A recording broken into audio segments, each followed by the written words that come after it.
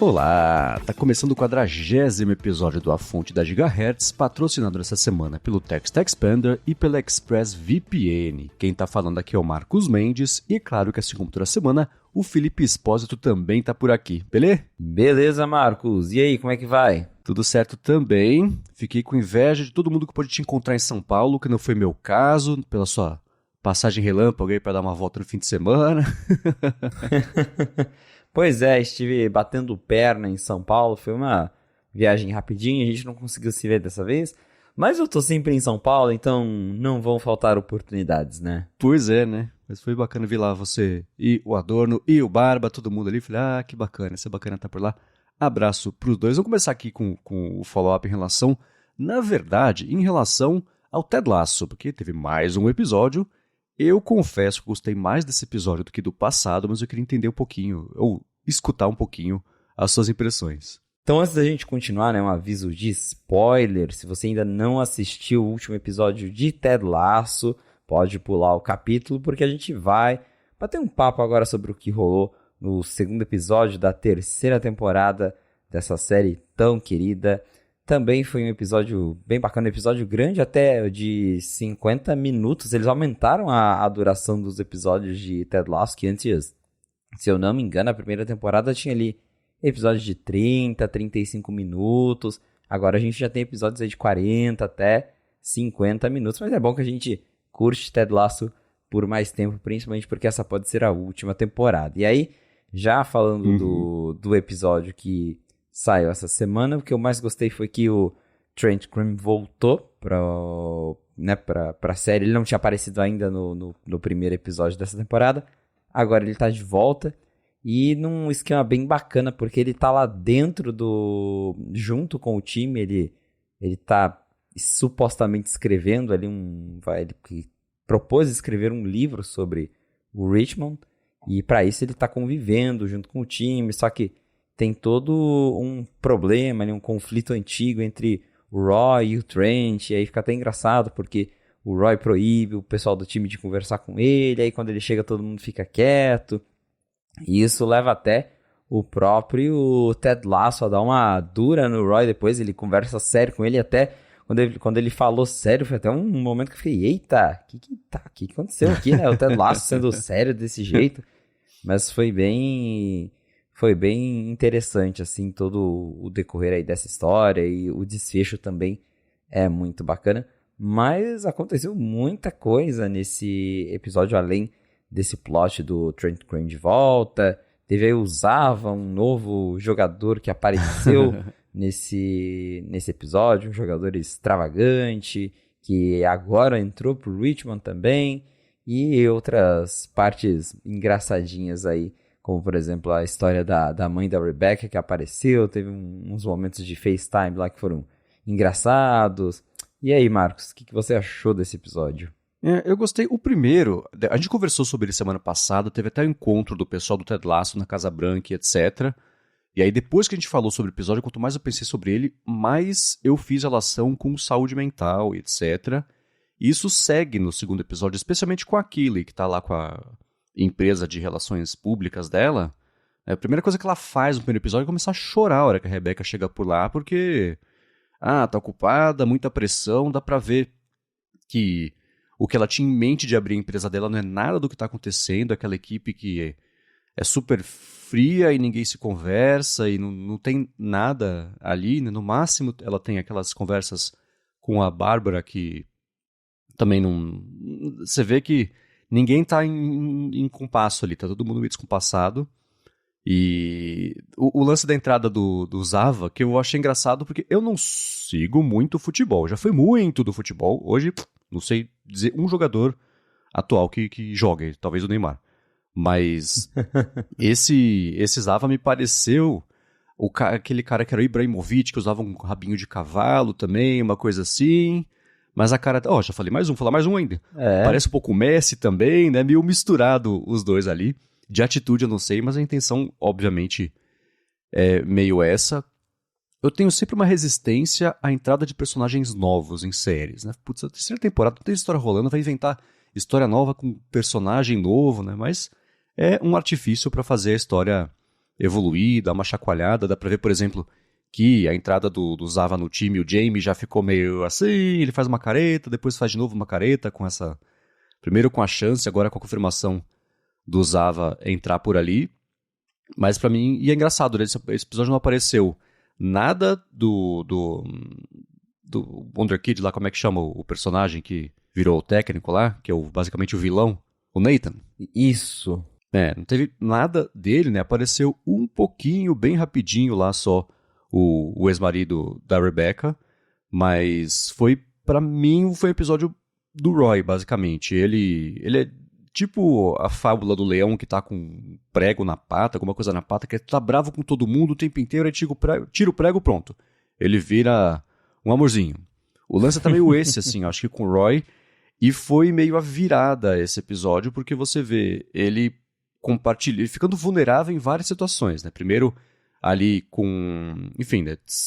Aos pouquinhos não se abrindo, mas ainda assim, tendo que falar sobre ele ter terminado o namoro dele com a Keely, repetidas vezes, porque todo mundo conclui, obviamente, que foi ela que deu um pé nele, quando, na verdade, foi o contrário. Ele aceitando as homenagens da torcida, e levantando e reconhecendo, depois compartilhando aquela história daquela cena super comprida, teve quase 5 minutos, para uma série de comédia é uma eternidade, né? No final, falando sobre... Antes disso, né, como você disse, comentando já ali com o Trent Cream sobre por que ele é assim, etc, que não gosta dele, o negócio do jornal. Aí depois compartilhando, aquele jogo lá eu joguei super mal, a primeira vez que eu achei que minha carreira estava chegando perto do fim, etc, etc. Então, dá pra ver ele ficando de pouquinho em pouquinho à vontade, ficar confortável com estar vulnerável, que aí isso, eu vou pro começo, né? Esbarra em saúde mental, você vê que as pessoas estão se falando mais ali, compartilhando mais as frustrações, o que tá faltando ali na vida de cada uma. O próprio coach comentando, ele, não vou voltar correndo pra você pra casa porque a minha namorada ainda acha que você é uma ameaça pro nosso relacionamento. Então todo mundo ali tá um pouquinho contribuindo e se abrindo um pouquinho, o que é bacana, porque falando do mundo real agora e do encontro da Casa Branca, dá pra ver que a saúde mental vai ocupar um espaço importante por todo o episódio. Talvez isso tenha sido parte de por que o Jason Sudeikis reescreveu um pedaço da temporada para tentar fazê-la, além de ser divertida e legal e emocionante, também ser uma espécie de serviço de utilidade pública, talvez, de tentar trazer um pouco mais essa discussão do jeito um pouco mais abrangente para causar um impacto positivo pós-série. Então, essa mistureba toda achei bacana. Exato, e até faz sentido a série para esse lado, porque o próprio Jason Sudeikis, na vida real, o ator, ele já passou aí por umas situações, ele tá lidando, né, até hoje com um divórcio, então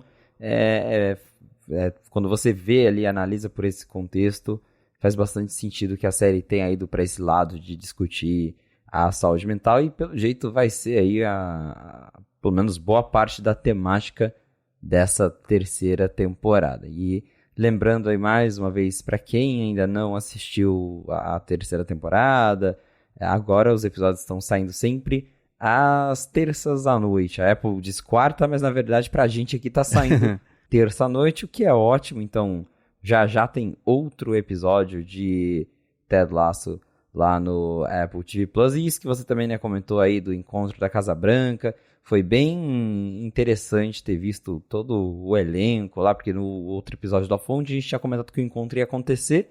O encontro aconteceu, foi algo assim rápido, mas eles foram lá na sala de imprensa, conversaram. O próprio Trent Green tava lá como um repórter de mentirinha no meio dos repórteres de verdade da Casa Branca. Eu achei muito genial isso. E aí a gente volta em tudo aquilo que Ted Lasso é uma série que tá conquistando o mundo, e é muito bacana de ver o alcance que essa série tem. Uhum.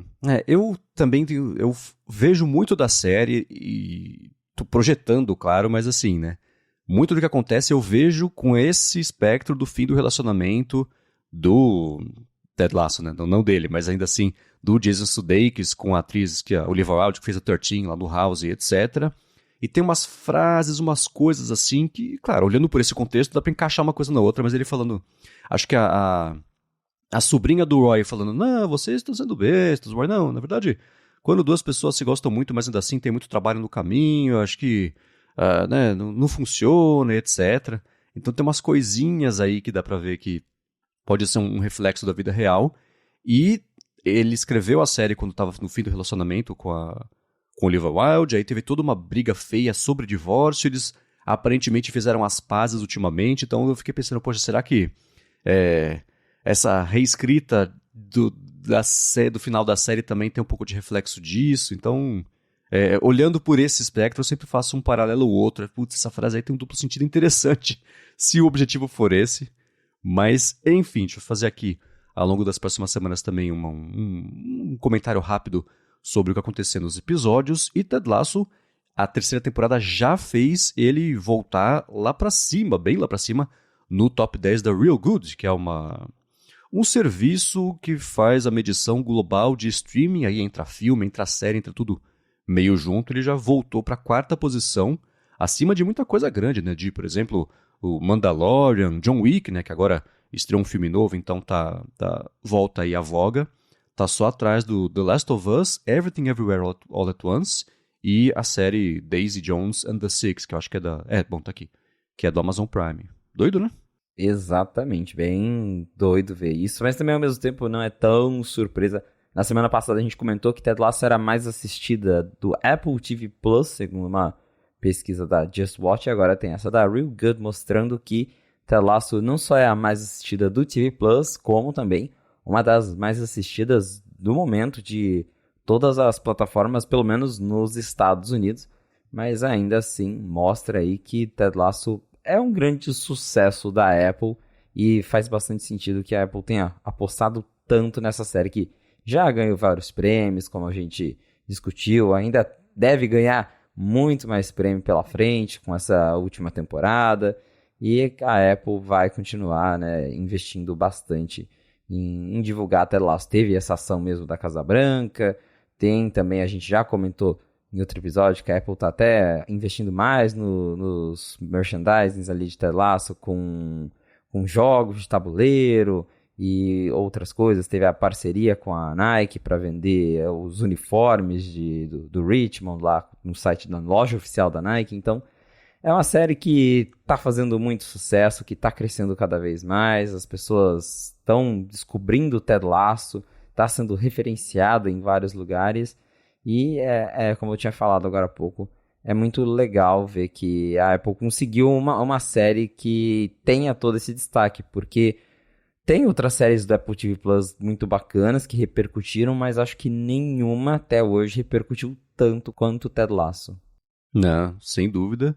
E é curioso porque, por outro lado, apesar de Ted Lasso no ambiente de audiência ter subido novamente, claro, por conta da estreia, por outro lado, pintaram os dados da Just Watch que mostraram que a Apple perdeu assinantes a ponto de ser ultrapassada em market share pelo Paramount Plus, né, que a Apple, de acordo com o último levantamento deles, eles chegaram a 7%, agora está com 5%, e a Paramount Plus chegou justamente aí a 7%, o que pode explicar o fato da Apple ter basicamente vazado para a imprensa que ela vai investir $1 bilhão anualmente na criação de conteúdos de filmes especialmente, até de olho em estreias de cinema, coisa grande, para redespertar, não sei, ou para aquecer, ou para aumentar o interesse pelo serviço inteiro, né, pelo Apple TV Plus. Saiu essa reportagem da Bloomberg falando que a Apple está disposta a gastar $1 bilhão por ano na produção de filmes, no caso dos filmes originais aí do Apple TV Plus, que é uma grana bem considerável, e ao mesmo tempo teve também essa pesquisa sobre o market share do Apple TV Plus, market share global, que caiu um pouquinho em relação à última pesquisa, porque na última pesquisa da Just Watch, o Apple TV Plus ele estava ali com 6% de market share, e aí nessa caiu 1%, agora está em 5%, foi ultrapassado pelo Paramount Plus, que cresceu de 5 para 7%, e aí o Apple TV Plus está ali entre os grandes nomes como Netflix, Prime Video, Disney Plus, HBO Max. O Apple TV Plus está em último. Então deu uma pequena estagnada nesse último ano. Talvez agora com esses lançamentos, tem aí a temporada nova de Ted Lasso, a coisa volte a fluir, volte a crescer, mas por enquanto o Apple TV Plus ele segue com um crescimento mais lento, porque, né, o mercado está cheio de plataformas de streaming e é difícil competir com tanta plataforma assim. Mas outras curiosidades sobre essa pesquisa é que, por exemplo, a Netflix continua perdendo market share. Ela ainda é a número 1, ela está com 23%, mas esse número já foi muito maior. A Netflix já deteve aí mais de 30% do mercado de streaming, e aí foi caindo. Nesse último, se eu não me engano, na pesquisa anterior, estava com 27%, e agora está com 23%. Então dá para ver que a Netflix está perdendo espaço para essas plataformas menores, como é o caso da Disney, do próprio Apple TV Plus, e mostra que tem ainda mais espaço para a gente que acha que Netflix vai continuar aí como líder para sempre. Talvez não, talvez daqui um longo prazo as pessoas comecem cada vez mais a trocar a Netflix por essas outras opções que a gente tem no mercado, até porque tem toda aquela história que a gente já sabe, Netflix está aumentando o preço, está dificultando compartilhar a conta, a galera fica insatisfeita, claro, e começa a procurar alternativas. Então essa pesquisa nos mostra isso, que o Apple TV Plus ele ficou ali estagnado nesse último semestre, que essa pesquisa ela é semestral, e que a Netflix continua tendo problemas para reter seus assinantes. É difícil comparar as coisas, especialmente quando você coloca uma década de distância entre uma e outra, mas só para ter uma base de comparação, e tudo bem, esse investimento que vazou agora da ideia é 1 bilhão em filmes, não entra séries. Mas em 2013 a Netflix investiu 2 bilhões e meio em conteúdo.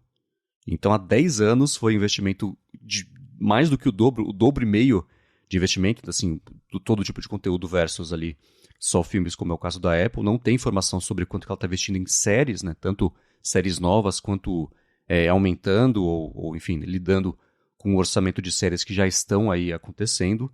Mas ainda assim é curioso pensar como com esse mercado, com, enfim, condições econômicas, etc., gastar 1 bilhão com alguma coisa pode parecer pouco se você analisar não só a concorrência ou quanto custa não só fazer o filme, mas toda a parte de marketing, etc., que às vezes o dinheiro que gasta para promover um filme é maior do que de fazer um filme, né? E o sucesso vira quando o primeiro dólar que é feito com isso ultrapassa todos os gastos, né? Então, especialmente para cinema, que a intenção é distribuir em cinemas mesmo, físico, etc., isso, claro, envolve muito mais investimento para convencer as pessoas a levantarem, ir lá e sentar a buzina no cinema para assistir, o que é uma coisa que, por conta da pandemia, muita gente, inclusive eu, e não me arrependo, aboliu da vida, porque cinema, nas últimas 10 vezes, foi uma experiência muito pior do que ver aqui sentado no meu sofá, sem telefone na minha cara, sem gente falando, etc, etc. Então, 1 bilhão parece pouco, mas vamos ver, daqui a 2 anos, né, a gente vê o que acontece, porque a estratégia da Apple tem sido cirúrgica, mas muito boa, né? Em 2 Oscars dos últimos 2 anos, ganhou 2 Oscars, né? Primeiro, o primeiro Oscar que ganhou foi de melhor filme, né? Dá pra ver que foi uma escolha muito acertada ali e o curta nesse ano. Então não é que os investimentos estão dando errado. Aumentar o investimento é meio consequência disso, mas o mercado inteiro está apertando.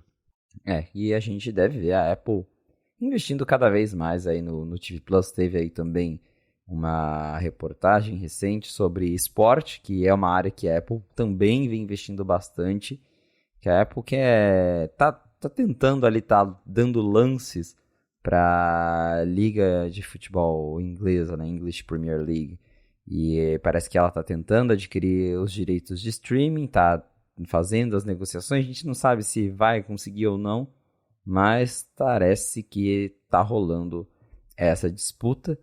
E a Apple, como a gente tem visto, ela vem trazendo cada vez mais esportes para o Apple TV Plus. Tem aí já a Season Pass, que estreou em fevereiro, o Friday Night Baseball, e cada vez mais a gente tem visto essas reportagens de Apple tá negociando direitos de tal esporte, Apple tá tentando trazer tal esporte pro Apple TV Plus ou pro aplicativo Apple TV como uma assinatura separada. Mas o fato é que, como também a gente já comentou várias vezes, a fonte esporte é um negócio que tem muita gente interessada e é um jeito fácil, digamos, de trazer pessoas para a plataforma. Ela vem investindo bastante em esportes desde o começo, mas não pegou ainda essa história, essa associação entre a marca Apple TV Plus e esportes. Parte disso é curioso pensar que pode ser um reflexo do interesse por esportes pelos executivos da Apple, principalmente o Ed Q, que é o cara que comanda toda a parte de conteúdos e serviços, é um fanático por esportes. Você tinha também corrida, é uma coisa que não deu para ver muita coisa a Apple investindo ainda, mas ainda assim o Phil Schiller é um cara, o Apple Fellow agora, né, mas um cara muito interessado por carros. Você tem ali o Tim Cook com lance de futebol americano, mas o futebol não americano ainda é mais relevante para o resto do mundo, né? Então tem do MLS, agora, bom, Ted Lasso e a Major League Soccer, a Premier League, né? Então dá para ver ela investindo e tentando se estabelecer como uma força para o mercado de streaming de esportes, ainda que pareça uma coisa forçada. Não sei se para o grande público já fez essa ligação e, enfim, a galera de fato está consumindo tanto quanto a Apple queria, né? Mas vamos ver. Que um ano de novo a gente fala sobre isso e ver se esses investimentos se pagaram ou se ela segue tentando convencer todo mundo de que ela é a casa do esporte, mas o pessoal não acredita muito não. Vamos ver. Vai ser um pouquinho complicado porque tem tudo o que a gente já discutiu outras vezes sobre regionalizar os conteúdos de esporte. Claro, sempre tem gente interessada em ver esporte do mundo inteiro, mas esporte é uma coisa muito regional. A galera gosta de ver o esporte de onde você vive, né? Aqui dentro do Brasil mesmo a gente tem campeonatos nacionais, aí tem os mais regionais, e hoje mesmo na Apple TV Plus a gente não tem muita coisa regional, e isso tira um pouco o apelo. Quem sabe no futuro a Apple, pelo jeito, talvez isso aconteça, mas por enquanto ainda não tem nenhum sinal disso, mas quem sabe ela invista mais nessas coisas regionais justamente para atrair esse público, que é algo que a Amazon aqui, pelo menos, tem feito muito bem com o futebol. E há uns 3 anos, né? Exato. Bom, seguindo aqui, eu quero trazer um follow-up, uma coluna que foi interessante que o Jason Snell publicou na Macworld, repercutindo, não por nossa causa, mas ainda assim uma coisa que aconteceu recentemente, na verdade por causa do Adorno, mas uma coisa que aconteceu recentemente, que é um ponto de vista interessante sobre o iPad. Mas antes disso eu vou tirar um minutinho do episódio para agradecer o Text Expander, que está patrocinando este episódio do A Fonte com um desconto ainda por cima para você que escuta aqui o podcast e quer poupar vida. O Text Expander serve para isso, ele torna a sua tarefa repetitiva de escrever textos repetitivos e um jeito muito fácil de você chamar só atalhos de texto, e o Text Expander troca pelos textos inteiros. Então, para você que tem que responder e-mails sempre com o mesmo conteúdo, ou então se você, sei lá, né, teve, por exemplo, o Lucas que escuta aqui os podcasts, ele usa isso no Mercado Livre, por exemplo, para responder lá de perguntas e coisas que chegam. A gente sempre vê exemplos do pessoal usando o Text Expander. Eu uso para absolutamente tudo, desde atalho dos meus e-mails todos. Então eu tenho o @1, @2, @3, já troca por diferentes e-mails. O meu nome completo, CPF, telefone, endereço, São José dos Campos, troco por @SJC, troca ali pelo texto completo. E uma coisa bacana também é que ele dá suporte a variáveis ou então a escolhas. Você pode ter um texto completo que mude um pedacinho, um nome do texto entre 4 opções. Você cadastra essas 4 opções num drop-down ali, você clica na opção certa, ele joga o texto bonitinho para você, já com essa opção que você escolheu. E uma coisa bacana também que ele oferece é para o suporte para equipes. Então, se você trabalha numa equipe que todo mundo tem que sempre ter acesso aí aos textos, as versões mais atuais de muitos textos, chega de ficar caçando em e-mail que já mandar de uma pessoa para outra. Isso é uma receita para o desastre. Você pede informação, passa a informação desatualizada com o Text Expander para equipes. Isso não acontece. Agora, a parte mais bacana de tudo é que você que escuta aqui o A Fonte tem 20% de desconto na assinatura do plano anual individual por meio do endereço textexpander.com/afonte. Dá mais piadinha por lá, você vê como funciona em computador, em tudo que você usa, você consegue ter acesso ao Text Expander. Então, Mac, Windows, Chrome, você usa também, enfim, telefone, tablet, dá uma espiadinha por lá. textexpander.com/afonte e garante 20% de desconto na assinatura do seu plano anual. Muito obrigado, Text Expander, pelo patrocínio aqui desse episódio e pelo apoio também a toda Gigahertz. Valeu, Text Expander. Vamos lá. Jason Snell, jornalista bem conceituado, famoso de muitos anos aí do mundo da tecnologia, escreveu uma coluna para Macworld que traz um ponto de vista complementar a uma coisa que a gente explorou aqui com base nas impressões do Adorno sobre o iPad, que é o fato de que a Apple está impedindo que o Mac evolua por medo de que ele evolua ou por uma proibição conceitual dele ficar mais próximo do iPad e está impedindo o iPad de evoluir porque tem essa proibição conceitual dele ficar mais próximo do Mac. Então, enquanto houver essa regra não dita de que uma coisa é uma coisa, outra coisa é outra coisa, elas não podem nunca se cruzar, as duas linhas de produtos vão ficar, não atrasadas, mas ainda assim engessadas demais, e você impede uma evolução que poderia acontecer se ela só perdesse esse medo de talvez deixar algumas pessoas bravas e deixar a linha evoluir como ela parece querer evoluir, ao invés de engessar, o que esbarra muito de perto em coisas que a gente já comentou por aqui, mas eu achei que foi um jeito muito eficiente de colocar esse ponto que o que está impedindo o Mac e o iPad de evoluírem são o iPad e o Mac da forma inversa. Né?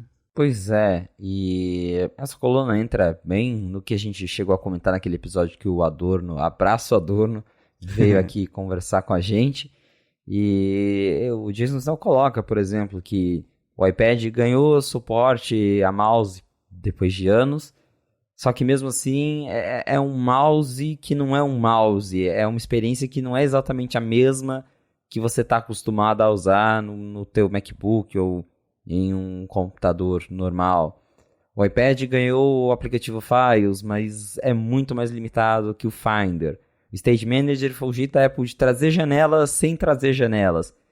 Então o texto todo vai nesse caminho de que a Apple vai trazendo coisas para o iPad, mas de um jeito que o iPad não faça exatamente o que um MacBook faz, porque, como também a gente já discutiu várias vezes, a Apple ela quer que você tenha os dois. Ela quer que você compre o Mac e quer que você compre o iPad, porque é bacana ter os dois, um não substitui o outro. Algumas coisas da Apple é o que ela vende, a ideia de que algumas coisas são melhores, ficam melhores no iPad, outras coisas ficam melhores no Mac. E aí a gente acaba entrando nessa discussão de que os dois produtos ficam travados, porque a Apple, por exemplo, poderia ter um Mac com touchscreen, que resolveria a vida de muita gente, mas ela não faz isso, porque daí talvez muitas pessoas já deixariam de comprar um iPad para fazer algumas ilustrações, por exemplo. Então, para a empresa acaba sendo mais vantagem vender os dois produtos. A gente tem rumores que saíram aí nos últimos meses sobre um suposto MacBook com touchscreen, que ainda está um pouco longe. Pelo jeito seria algo aí para 2024, até 2025. Então parece que a Apple vai finalmente se render a essa ideia de colocar touchscreen no Mac. Mas ainda assim, principalmente pelo lado do iPad, é um produto bem questionável, porque volta também tudo que a gente já comentou nos episódios anteriores da fonte. O iPad acaba ficando um produto muito nichado. Tem ali um grupo, por exemplo, designers, ilustradores, a parte de educação também, que o Adorno bem pontuou aqui no fonte, que para esse público o iPad ele acaba sendo bem útil pela versatilidade, por ter o Apple Pencil. Mas, em geral, para quem quer trabalhar com ele, para quem quer usar como um laptop, fica essa sensação de que a Apple entrega algo pela metade justamente para você sentir a necessidade de ainda ter um Mac, de ainda comprar um computador.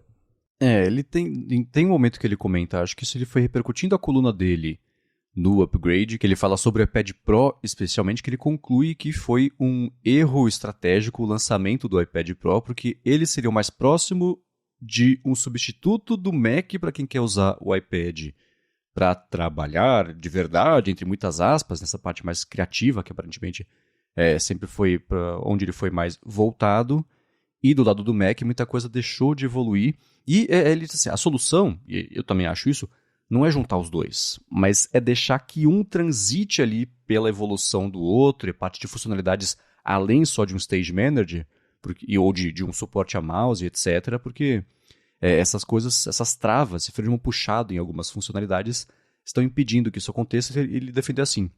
Se o iPad Pro não existisse e você tivesse um Mac que fosse mais próximo de um iPad Pro, você resolveria dois problemas ao mesmo tempo, a parte de adoção, parte de capacidade, de direcionamento para quem que é esse produto, porque isso é uma coisa que eu já questionei algumas vezes também, assim, essa parte criativa, esse mercado criativo que usa, ou pelo menos que a Apple direciona o iPad Pro, qual o tamanho dele? Isso não sustenta uma linha de produtos, especialmente se você tem um iPad Air que vem bem na cola dele, que agora todos eles têm, mas tem suporte a mouse, tem suporte a teclado, etc. E com a hora que você olha para o iPad Pro, ele parece mais capado ainda de funcionalidades quando você vê o hardware dele, que é muito mais próximo de um hardware de Mac hoje, só que não faz um terço das coisas como todos que usam iPad gostariam que ele fizesse. Saiu no comecinho do mês, a gente repercutiu rapidinho aqui, uma matéria com um rumor de um aumento de preços gigantesco para a linha de iPads, do iPad Pro, né, que hoje eles começam lá, o de 11 polegadas a $800 e o de 13, né, 12,9 polegadas começa a $1.000, que eles passariam a custar $1.500 e $1.800 para uma próxima versão, que é quase o dobro, né, o que é meio gigante, absurdo. Aí eu fiquei pensando será que esse vai ser o iPad Pro que a Apple vai passar a vender um conjunto de coisas? Você não compra só o iPad Pro, você compra a caixa que vem o teclado, vem o mouse, vem a capa, o stand, vem tudo junto já. Ele é tipo comprar um Chromebook ou, sei lá, um Surface Pro, que já vem um pacote inteiro. Aí começa a justificar um pouco mais esse preço. Tem a caneta também, começa a justificar um pouco mais esse preço, apesar de eu não ter certeza que se você comprar hoje tudo isso separado, bata ainda nesse preço de $1.500 ou $1.800, mas tem que levar em conta um outro rumor que pintou, que disse que por conta das telas OLED, o preço do iPad Pro vai aumentar. Não sei se justifica dobrar, né? Porque quem que vai... Nossa, beleza, vou pagar o dobro porque tem OLED, disse ninguém nunca, né? Então, se essa for a única diferença, não sei exatamente até onde isso vai virar um sucesso, mas essa ideia de que os dois estão meio parados no tempo, porque tem essa proibição conceitual de que eles não podem se encostar em nenhuma parte da evolução de funcionalidade. Já tem uns anos que a gente vê como isso vem impedindo o crescimento dos dois e está culminando em todo mundo concluir que esse é o problema, menos a Apple, aparentemente. Né? Menos a Apple. O lançamento do iPad Pro, da primeira versão, foi bem esquisito, porque ele era basicamente um iPad maior, e é isso. A Apple, na época, lançou aquela versão grande do Smart Keyboard, mas não tinha trackpad, eles forçavam você a tocar na tela, eles não gostavam da ideia do mouse, e era um produto que na época muita gente questionou, esse iPad é maior, e ele faz o quê? Faz a mesma coisa que os outros iPads, não tinha nada de diferente. Aí com o tempo a Apple se rendeu um pouquinho, adicionou suporte a mouse, lançou o Magic Keyboard que tem o trackpad, só que ainda assim é do jeito Apple, então tem toda aquela questão de, por exemplo, que a galera reclama, que eu sinto falta até hoje, que o teclado da Apple não tem tecla de função como você tem num laptop, então já fica ali, são detalhezinhos, mas que já você vê que a Apple faz de um jeito que ela tenta não misturar as coisas, para ficar claro que iPad é iPad, Mac é Mac, mas aí acaba nessa limitação que a gente já conhece e que segura de fato a evolução dos produtos, porque o Mac poderia estar em um estado diferente do que ele está hoje, e o iPad também poderia estar em outro nível, e eu concordo com o que você disse sobre a gente não precisa que esses produtos virem um só, mas eles podem dividir ainda mais características e acho que vai ter público para os dois. Com certeza vai ter gente que prefere comprar um iPad e vai ter gente que prefere comprar um Mac, porque tem diferentes usos. Algumas pessoas talvez deixem de comprar um iPad para comprar um Mac touchscreen, algumas pessoas talvez deixem de comprar um Mac se o iPad tiver ainda mais recursos, mas em geral os produtos eles têm ideias diferentes, eles têm formatos diferentes. E a própria Microsoft mesmo, ela trabalha com os dois, porque a linha Surface ela tem os modelos que você tem só um laptop normal com touchscreen, E ela tem os modelos que você realmente tira a tela do teclado e pode usar só como um tablet. E ela tá lá vendendo os dois até hoje, então provavelmente tem público para as duas coisas. Você não precisa ser ou um ou outro. E nem por isso a Microsoft limita os produtos. Os dois rodam Windows, os dois rodam o sistema de operação completo, mas tem propostas diferentes de uso por conta do formato deles. E é algo que a Apple ainda tem uma certa resistência por acreditar, talvez, que se ela melhorar demais o iPad, ninguém mais compra Mac, que é mais caro, ou que se ela colocar muitos recursos no Mac como o touchscreen, e aí ela perde o público do iPad, porque o iPad é um produto mais capado em várias coisas, e a gente fica nesse dilema. Agora, se o iPad ficar mais caro do que ele já é, porque tirando ali os modelos de entrada, o iPad não é um produto exatamente barato. Uhum. Se ele ficar mais caro e sem ganhar recursos que justifiquem isso, aí vai ficar bem mais complicado defender a existência do iPad. Vamos ver o que vai rolar. Espero que nesse ano tenha alguma claridade ou algum movimento em qualquer direção para mostrar que eles não vão seguir aí isolados conceitualmente e impedidos de evoluir por causa disso. Eu quero trazer um outro assunto aqui que pintou nessa última semana, que é um certo ceticismo interno em relação ao headset imersivo.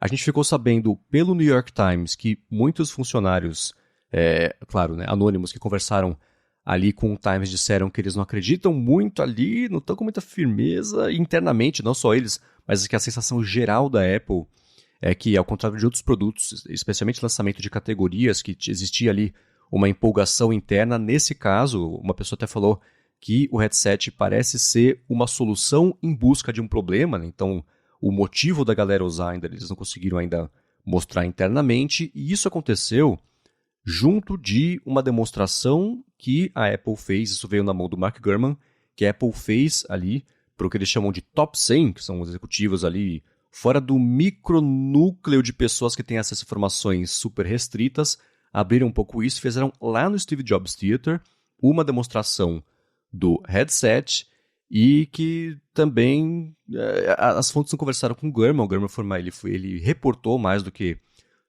falou sobre isso de um jeito um pouco mais detalhado, mas que ainda assim ele comentou sobre a expectativa de que o headset seja no começo, assim como foi no caso do Apple Watch, que lançou sem um objetivo muito aparente, era para fazer um monte de coisa, ele foi se achando aí ao longo dos últimos anos e virou o rastreador de saúde com uma história de notificações também e interações mais rápidas que não era a proposta inicial. E ele comenta também sobre os planos da Apple futuros de daqui a 2 anos já lançar uma segunda versão que vai custar metade do preço e seguir investindo, etc. A parte do óculos também, que é diferente do headset. Isso tudo vem perto já de possivelmente nessa semana, nas próximas 2 semanas, acho que no máximo, um anúncio aí da confirmação da data da WWDC, e ele dizendo também que na WWDC o iOS 17 era para ser um release mais pontual, uma coisa sem grandes novidades, por conta desse foco no headset, mas que a Apple está investindo em mais funcionalidades já no iOS 17, não exatamente por conta de uma falta de interesse que o headset possa despertar, mas ainda assim para deixar a WWDC e esse futuro mais imediato das coisas da Apple um pouco mais parrudo versus deixar tudo nesse ano aí na mão do interesse ou do buzz gerado pelo headset. Tá muito curioso isso, porque dos anos que eu acompanho a Apple, eu acho que é a primeira vez que eu vejo esse monte de notícias sobre funcionários da Apple estão céticos sobre o lançamento de um produto.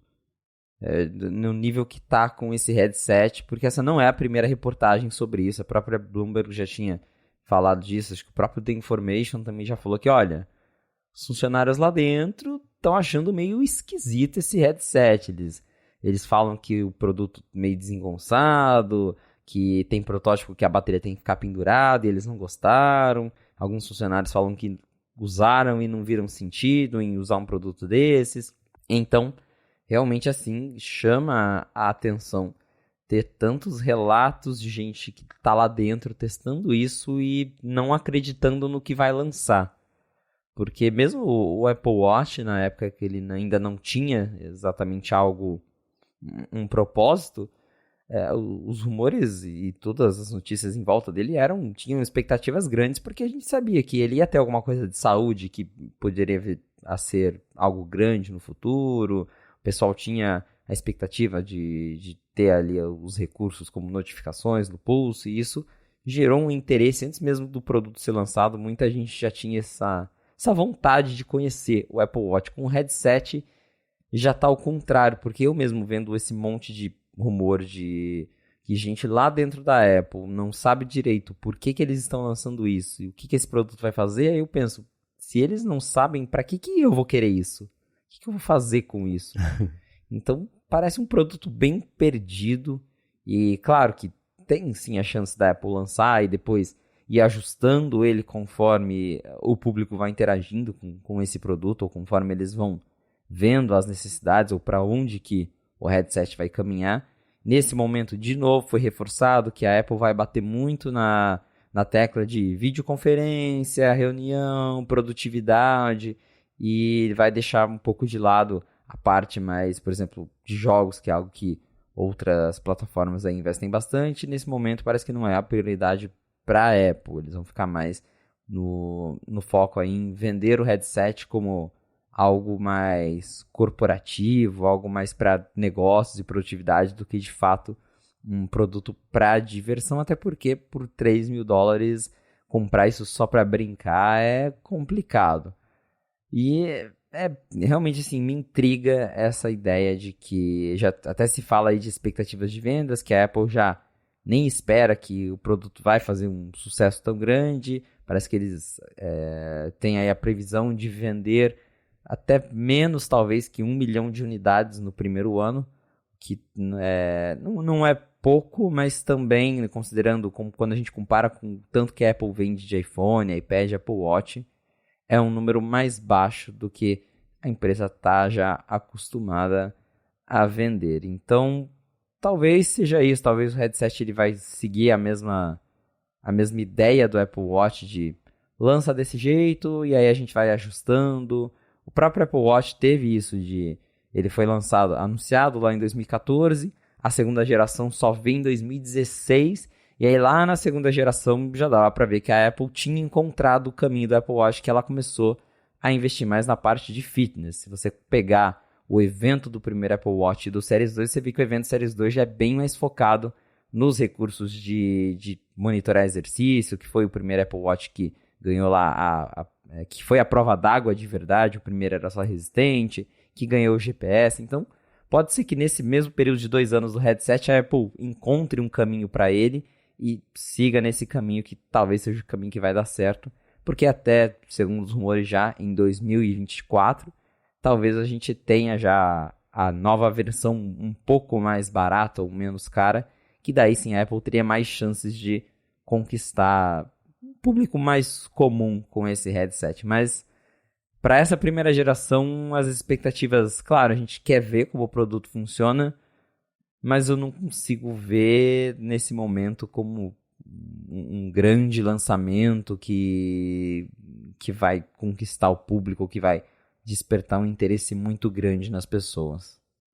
E pode até despertar interesse, por exemplo, pintou no ano passado aquela matéria que falava que a Apple estava contratando diretores, inclusive o Jon Favreau, que faz o Mandalorian, e, enfim, ator e diretor de um monte de coisa, para fazer conteúdos imersivos bacanas. Isso é super legal. Eu lembro há, 10 anos, mais talvez até, que o Google começou a liberar alguns vídeos em 360 para assistir no telefone. Não era no modo headset, você segurava ele como segura para ver um vídeo normal, só que conforme você ia virando o telefone para lá e para cá, tinha um curta de um esquilinho que ia pegar uma noz, um lance desse, e você podia acompanhar a história principal, mas ao redor, por ser um vídeo 360, sempre tinha outra coisa acontecendo em algum momento do vídeo, você ia vendo como é que é. Isso, né, essa parte imersiva é super divertida, é legal. Dava para fazer há 15 anos com iPhone, assim como dá para fazer hoje. Você lançar o vídeo imersivo e jogar no YouTube. Acho que até hoje tem suporte a isso. Essa criação de conteúdo, ela é bacana. desperta interesse, mas é que nem o interesse ou pelo fone de ouvido, ou por vestíveis, ou por coisas de casa conectadas. Só vê a vantagem quando você usa, quando você experimenta e fala, nossa, entendi, putz, é legal de verdade. É legal para custar $3.000 ou R$30.000? Não sei, R$30.000 estou chutando, né? Mas não deve ser muito diferente disso, com base nas outras conversões aí da Apple. Não, né?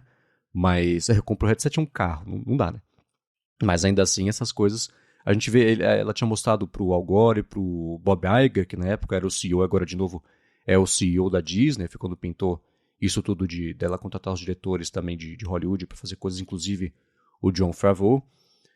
Mas é tudo interação pontual, né? Pode ser, como no caso do Apple Watch, você lança o primeiro nesse esquema que eu já comentei diversas vezes, assim, um grande beta público-privado para desenvolvimento, e isso deixar ver onde vai cair o negócio para aí você adotar e investir. É que nem teve uma faculdade uma vez de arquitetura, não lembro onde é que foi, que fez lá o campus novo, e aí tinha um gramadão. E aí não tinham feito um caminho oficial nesse gramado, porque queriam ver primeiro por onde as pessoas andariam no gramado, para onde começasse a ficar só uma terra batida, ali fazer o caminho, porque aquele seria o caminho que as pessoas fariam com ou sem um caminho de cimento em outro lugar. Então é isso, né? Você lança, vê como é que vão usar e fala, beleza, né? Agora vamos investir só nisso que as pessoas estão usando. Você atira a flecha e pinta o alvo depois de onde ela cair, né? Beleza, é um jeito válido de você fazer a evolução do produto também, porque você não fica brigando contra a evolução, que é justamente o que acontece com o iPad e o Mac, por exemplo, né? Se você tem uma ideia muito fixa de como é que ele tem que ser, as pessoas ou compram essa ideia e vão comprar o produto, ou depois de um tempo elas desistem de comprar o produto com a expectativa de que ele vai evoluir. Bom, o negócio vai ser engessado assim para sempre. Beleza, entendi. Divirtam-se quem vê valor e funcionalidade disso. Não é para mim, né? Acho que a pior frase que alguém pode dizer para um produto não é para mim. Pronto, né? Você desligou o interesse da pessoa para sempre desse produto, porque dificilmente ela vai considerar daqui a 5, daqui a 10 anos, deixa eu experimentar de novo. Isso não rola, a gente sabe. Então, que está sendo curioso, e o curioso é um eufemismo para preocupante, observar todo esse ceticismo vindo de dentro da Apple sobre, assim, as pessoas até agora não saberem para que estão lançando isso, para que serve, por que vão querer comprar. Então, a vantagem que a Apple pode ter nisso aí é ela acreditar tanto que isso vai ter impacto bacana, que é bom para ela, a expectativa está muito lá embaixo. Mas se mesmo com a expectativa muito lá embaixo não corresponder, aí a gente pode já apostar que o headset pode ser só uma nota de rodapé bem cara para o futuro de longo prazo da Apple.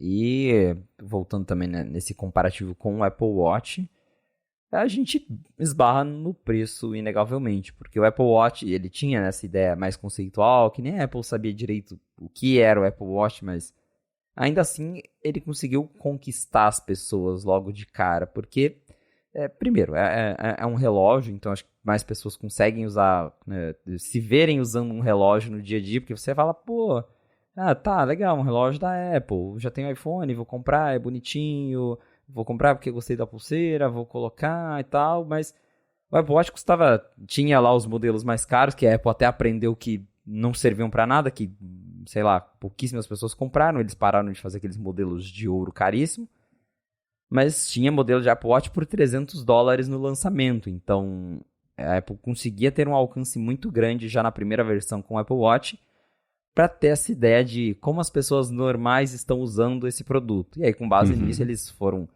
vendo que as pessoas queriam apps de monitorar sono, apps de saúde, as pessoas tinham um interesse grande nisso e foram investindo nisso.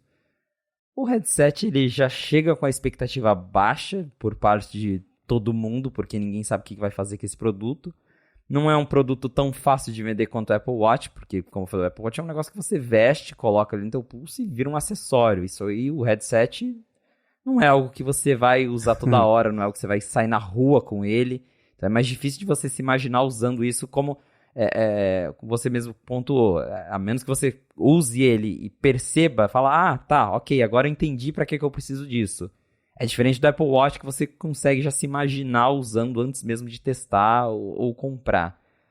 E o preço, né? Então, quando você tem isso por $3.000, um produto que é, né, desinteressante por um lado, que vai custar $3.000, você vai ter pouca gente usando e isso, claro, afeta até o feedback que a Apple vai ter, porque quem vai estar usando isso vai ser um nicho muito grande. Esse produto não vai chegar nas mãos de pessoas tão normais quanto a primeira versão do Apple Watch já conseguiu chegar. Então, dá para fazer paralelos com o Apple Watch, mas ao mesmo tempo eles estão, acho que, em posições bem diferentes e, pelo menos com base no que a gente tem escutado até agora, o cenário do headset é bem desfavorável. Talvez a Apple consiga fazer uma apresentação que chame a atenção, que todo mundo fique com vontade de ir até uma loja, brincar com o headset, mas é um produto que assim, acho que só ver para acreditar que isso vai dar certo.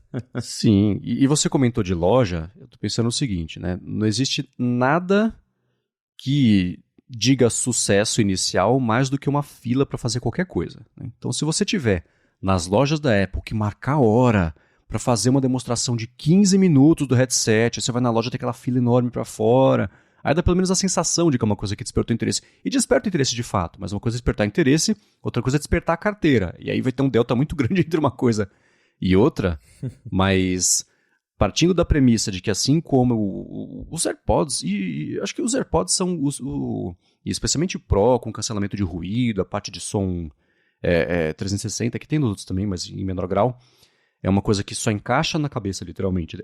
Quando você faz a demonstração, o headset é a mesma coisa. Então, você fazer demonstração nas lojas, nem que seja para você despertar interesse conceitual pela coisa. Para a pessoa falar, putz, $3.000 não, mas que legal que existe. Eu testei, é super bacana. Porque quando você testa, é super bacana. O HoloLens, que eu testei uma vez eu fiquei uma noite com ele, o Bruno me emprestou. Super divertido. O PlayStation VR, super divertido. Mas é um brinquedo, literalmente um acessório, você não passa a depender dele para nada, e a hora que você vê o preço, fala, putz, eu não preciso disso, mas que é legal, né? Então, despertar esse interesse com demonstração, você pelo menos converte mais gente conceitualmente para essa ideia, mesmo que a pessoa não vai querer comprar agora, mas você planta na cabeça dela que foi mó legal, e se a próxima versão for custar $1.500 versus $3.000, mercado americano, etc, etc, você já aumenta bastante o público potencial, porque lá atrás a pessoa passou os últimos 2 anos lembrando como foi legal usar o headset. Agora ela pode comprar. Agora vai ter mais coisa. Agora tem aplicativos, agora tem conteúdo. São 2 anos aí esperando, né? Isso para esse próximo headset hipotético. Então, a loja, claro, nos lugares onde a Apple tem loja, que é uma lista relativamente reduzida ainda de países, e dentro dos países mais reduzida ainda de cidades, pode ser um ótimo veículo de experimentação aí do headset, como parte do planejamento de lançar lá na frente uma coisa mais acessível, com mais substância, né? Mas ainda assim, essa história pode começar agora. A gente fala, agora, essa é uma parte da história para a WWDC de iOS 17. O que você aí, com as suas fontes, o que você já sabia que você não podia falar e agora que pintou, talvez você possa compartilhar alguma coisa que você sabe aí, o que você queira repercutir dessa história de que o iOS 17 vai ter mais funcionalidades do que nada, aparentemente, que é o planejado inicial. Então, eu tinha essa primeira ideia de que o iOS 17 ia ser uma atualização focada em corrigir bugs e melhorar a estabilidade do sistema, até porque o iOS 16 já ficou conhecido como uma versão que está cheia de problemas. E agora veio essa reportagem do Gurman falando que a Apple deu o aval para os engenheiros colocarem coisas legais no sistema, coisas que os usuários estão pedindo. O que são essas coisas? Nem o Gurman sabe. Eu adorei a reportagem dele, que foi assim, o iOS 17 vai ter novas coisas. Que coisas são essas? Não sei. Mas a gente espera então que venham aí mais algumas novidades, provavelmente no quesito de customização. Eu acredito que, como o iOS 16 trouxe essa nova tela de bloqueio, pode ser que o iOS 17 expanda ainda mais as opções de personalização dessa tela, agora que tem o iPhone com Always On, e o pessoal reclama que é meio engessado, que não dava para mudar muita coisa. No próprio 16 mesmo, depois a Apple já deixou o pessoal tirar o wallpaper, deixar só preto, então acho que vem mais customizações para não ficar essa sensação de que a WWDC foi muito morna. já que no ano passado o que chamou a atenção foi justamente a tela de bloqueio do iPhone. A Apple deu um destaque muito grande para isso durante o evento. E se os rumores iniciais que a gente tinha escutado de bastidores fossem de fato reais, esse ano seria um evento muito morno, porque a gente não esperava grandes novidades para nenhum dos sistemas.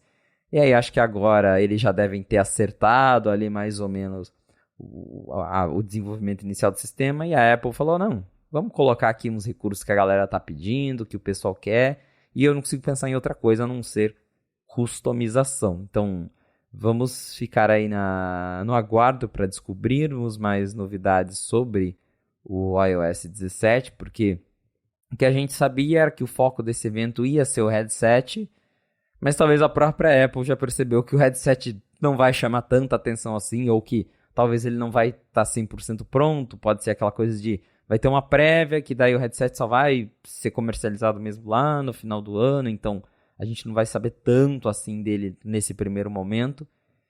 E aí ela vai correr atrás para colocar coisinhas legais no iOS 17. Mas até agora a gente não sabe exatamente o que. A gente está aí há cerca de menos de 3 meses da WWDC. Então já está na hora mesmo aí do pessoal correr para fechar aí os primeiros betas do sistema que vão sair em junho.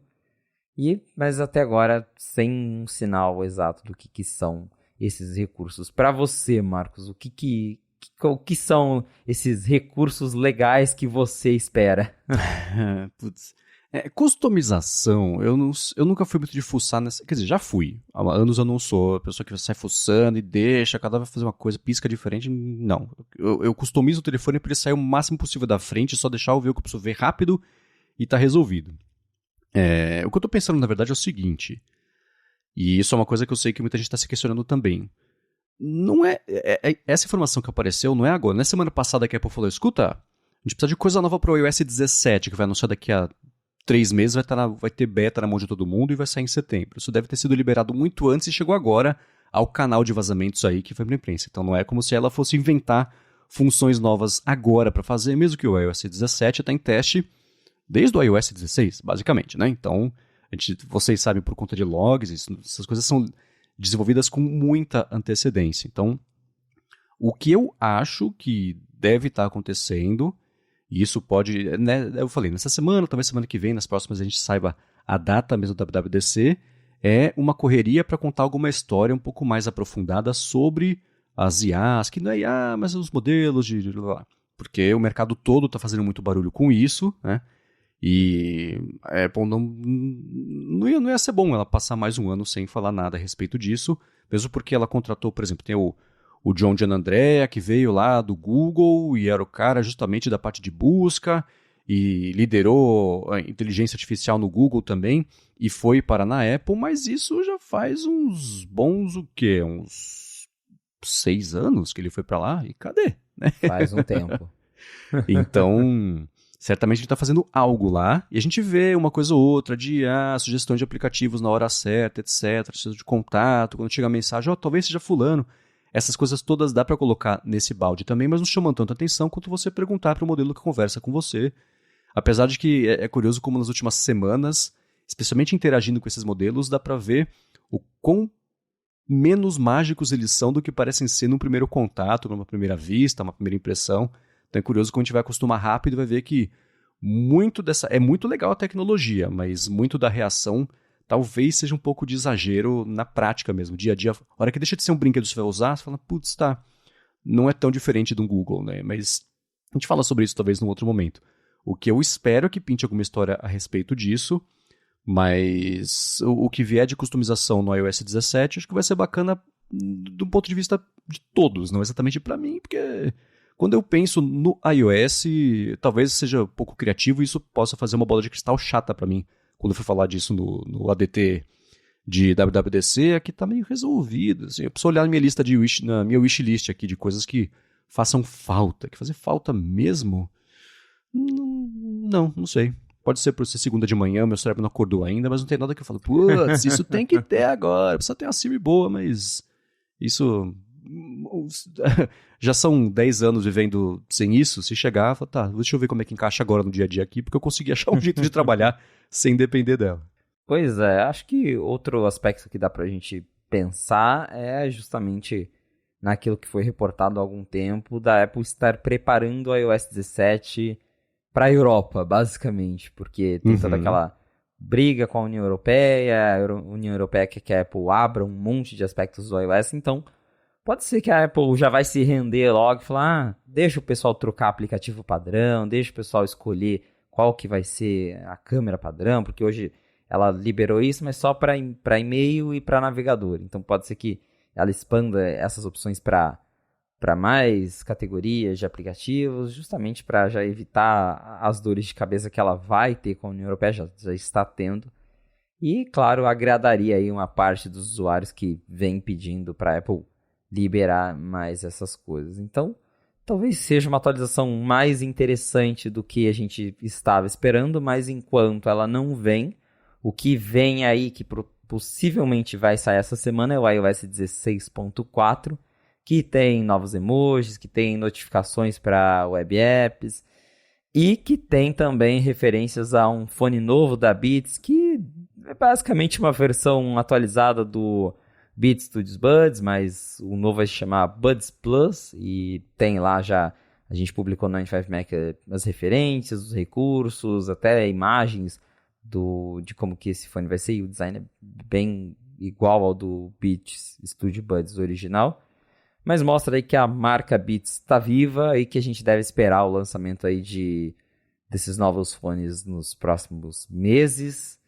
E a outra coisa que veio também aí com o iOS 16.4, que além de todas essas novidades, e que além de vazar fone novo da Beats pra gente, também vazou aí um modelo novo de AirPods Pro, que na verdade, segundo o que a gente apurou e até depois outras fontes comentaram, vai ser uma revisão, possivelmente vai ser uma revisão dos AirPods Pro com USB-C. Então a atualização do 16.4 ela vem aí recheado de novidades, para uma atualização pequena, até que ela tem bastante coisa, e também já revelou pra gente aí o que esperar de hardware da Apple pelos próximos meses. Eu achei curioso, foi você que encontrou as referências, ou pelo menos você reportou lá no 95Mac sobre, de forma exclusiva, esse lance do Beats, e até que ele, apesar de contar com a funcionalidade de Hey Siri e outras coisas assim, eles vão ter ainda o chip da Beats e não o Apple H1, H2, então é curioso ver que, apesar da Beats ser da Apple, segue operando até na parte de hardware de um jeito independente, né? A parte de ecossistema funciona, etc. Mas assim, uma coisa, outra coisa, pelo menos até agora, ainda é outra coisa. Isso dos AirPods, quando pintou esse primeiro rumor, eu pensei exatamente nisso, assim. Sem funções novas. É revisão para caixinha nova que vai ter suporte ao USB-C, para já começar essa história do USB-C nesse ano, quem sabe a gente termina o ano com quase tudo, ou com tudo aí sendo USB-C, mas de funcionalidade nova dos fones mesmo, eu não imagino que vá pintar muita coisa. De qualquer forma, mais um pouquinho aí de peso para essa ideia de que nessa semana, ou no máximo semana que vem, sai o iOS 16.4, talvez entre a gravação e a publicação do episódio isso já tenha acontecido, né? Vai saber. Então tá bem aí na cara do gol. Agora, uma outra coisa também que pintou nessa semana, na última semana, na verdade, lá no 95Mac, uma matéria do Chance Miller, foi sobre o aparente fracasso do iPhone 14 Plus versus vendas, por exemplo, do iPhone 13 mini, comparando uma coisa com a outra. O 13 mini, que era percebido como um fracasso, o 14 Plus aparentemente está vendendo um pouco a mais, pelo menos. Mas antes de falar sobre isso, eu vou agradecer a ExpressVPN, que também está patrocinando aqui o episódio do A Fonte, com um desconto, ainda por cima, para você que escuta aqui o podcast. Com a ExpressVPN, especialmente se você se conecta a Wi-Fi públicos, então de shopping, de aeroporto, de hotel e etc., quando você concorda com os termos de uso, é bem provável, quase impossível que você não esteja concordando aí com os termos que dizem assim: seus dados podem ser monitorados para ser vendidos para terceiros, anonimizados ou não, isso não importa. O que importa é, quando você se conecta ao Wi-Fi público, muito provavelmente o preço são os dados, o site que você acessa, por quanto tempo, quais aplicativos, quais streamings você acessa também. Mas se você se conectar com a ExpressVPN, isso não acontece, porque a sua conexão passa a ser criptografada, o que quer dizer que mesmo quem está oferecendo a conexão não consegue ver o que está acontecendo, isso sem perder velocidade na conexão. Então, se você for viajar, por exemplo, e tiver que acessar um servidor ou um serviço que está disponível só no Brasil, ou se você quiser ver um conteúdo na Netflix, por exemplo, no YouTube, que só tem no Brasil, você lá fora se conecta a ExpressVPN pelo servidor brasileiro e pronto, você vê, você faz aí o streaming, você vê numa boa sem ter impacto na conexão, porque eles investem muito nessa estabilidade. E o contrário também, o que é bacana, porque a maior parte do tempo a gente não está viajando, mas se você quiser, por exemplo, acessar esses catálogos de outros países, você faz isso. Eu vejo HBO Max, Amazon Prime, YouTube também, acesso por outros países, coloco lá Estados Unidos, pronto. Eu vejo o catálogo de lá, que é maior ou diferente, pelo menos, do catálogo aqui no Brasil. E a parte mais bacana é que você que escuta aqui o A Fonte tem desconto. Primeiro, você acessando pelo endereço textexpander.com/afonte, você tem 30 dias para experimentar a ExpressVPN, ver como como ela se comporta no seu tablet, no computador, no telefone, no roteador de casa, se você quiser, na TV também, dependendo do modelo. E aí sim, para assinar o plano anual, tem 3 meses de graça só porque você acessou por meio do endereço expressvpn.com/afonte. Então acessa lá, conhece e começa a navegar do jeito mais seguro, mais privado e mais amplo aí, web afora. A última vez, expressvpn.com/afonte. Muito obrigado, ExpressVPN, pelo patrocínio contínuo aqui do podcast e pelo apoio também a toda a Gigahertz. Valeu, ExpressVPN. Vamos lá, iPhone 14 Plus, fracasso pero no mucho, ou fracasso, mas poderia ser pior? Qual poderia ser o subtítulo aqui desse assunto? Então, teve essa reportagem agora sobre as vendas. Na verdade, vem de uma pesquisa, de uma análise da DSSC, que é a empresa ali de análises do Ross Young, que ele trabalha ali para eles. Então, eles têm sempre dados bastante confiáveis relacionados a displays, mas isso nos dá uma ideia porque todo iPhone tem display, então com o número de displays enviados a gente consegue saber quantos iPhones a Apple está fabricando, vendendo e mandando para as lojas. E a gente já teve aí várias notícias de que o iPhone 14 Plus é o patinho feio da linha, é o que vende menos, mas ele está saindo melhor que o iPhone 13 mini, que era o realmente que não vendia quase nada. Então, a Apple tirou o mini, trocou pelo 14 Plus. Não foi um grande sucesso, mas está sendo melhor que o mini. Então, já é alguma coisa, né? Pelo menos não tá pior, porque se ela trocasse, tivesse todo o trabalho para fazer um novo modelo de iPhone e aí as vendas fossem piores que a do que estava lá, daí sim seria uma tragédia para a Apple. Mas, segundo aí essa reportagem, essa pesquisa que saiu agora, a Apple ela ela pediu cerca de 37 milhões de painéis de iPhone 14 contra 40 milhões do iPhone 13, comparando aí o período ano a ano. Só que quando a gente compara, quando divide isso por modelos, o iPhone 14 Plus, ele está aí com representa cerca de 11% dos pedidos, e o número é um pouquinho maior do que o que a Apple conseguia, ou que a Apple fazia para o iPhone 13 mini, que a gente já sabe que é um modelo que não vendia muito. Então, volta também tudo que a gente já disse, que o Plus ele não está indo tão bem, mas pelo menos tá conseguindo ser melhor que o 13 mini, e tá aí, no mínimo, tá chamando a atenção para a galera chegar na loja, dar uma olhada nos iPhones. A gente sabe que os modelos Pro continuam sendo os que chamam a atenção de fato, mas o 14 Plus, embora não seja um grande sucesso, também não está indo assim, as vendas não são negativas. Alguma coisa a Apple está conseguindo vender. Mostra que o aparelho, por ser maior, ele chama já um pouco mais a atenção que o Mini. Quando você lança 4 produtos, nem todos vão ser o mais vendido, né? Você vai ter um que vai vender menos, o que não quer dizer que ele esteja vendendo pouco. Ele está vendendo menos. Exato. 40 milhões, definitivamente, não é um fracasso. Assim, tem produto topo de linha, a aposta do ano da marca não vende 40 milhões. Então, não vende 37 milhões. Então, mesmo essa retórica para o Mini já era um pouco curiosa. A gente tem para esse ano uma ideia também de que a Apple deve manter mais ou menos essa disposição da linha. Então, de novo, né, é um fracasso tão grande a ponto dela mudar a estratégia de hardware, talvez mude a parte de, não funcionalidade, mas assim, a abordagem do que é o telefone, para quem que ele talvez ajuste de preço também, que é uma coisa que sempre ajuda a direcionar para lá ou para cá essas coisas. Uma coisa que eu achei curiosa que pintou nessa última semana foi um vazamento, isso esbarra justamente nessa diferenciação entre os modelos Pro e não Pro, que é o lance do botão de volume, que aparentemente para os modelos Pro, né, para o botão de volume que não vai mexer, que vai ser aquele que é tipo o trackpad dos Macs, ou então só apertar lá os AirPods também, que é tudo, você tem um feedback tátil e às vezes sonoro de que foi um botão, mas que não foi o botão. Aparentemente os iPhones vão ser assim com esses botões também. Só que nos modelos Pro, aparentemente vai ser uma coisa só, né, os dois botões ali de volume para cima e para baixo, e nos modelos não Pro, aí sim, dois botões ou duas áreas separadas ali.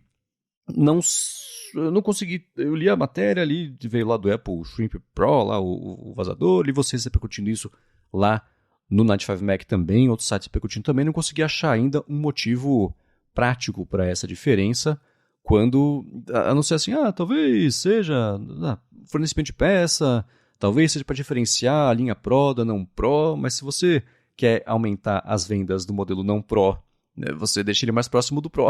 Então, você diferenciar, eu não sei até onde a parte prática disso aí, por quê, né?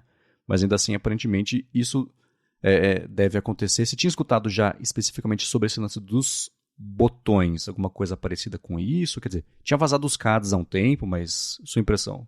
Sim, uma fonte até tinha comentado com a gente que os botões seriam unificados, e a gente já tinha escutado o rumor também que os botões teriam esse feedback tátil, e eu já tinha escutado de fontes que essa mudança nos botões de volume seria exclusiva para os modelos Pro. O motivo provavelmente é custo, então para colocar o feedback tátil ali nesses botões, a Apple vai ter que colocar uma pecinha nova e vai ser mais caro do que colocar os botões normais que ela tem hoje. Então, por motivos de custo, ela não vai colocar esses botões novos nas versões mais baratas do iPhone 15. Então, eles vão continuar com os botões tradicionais que a gente já conhece.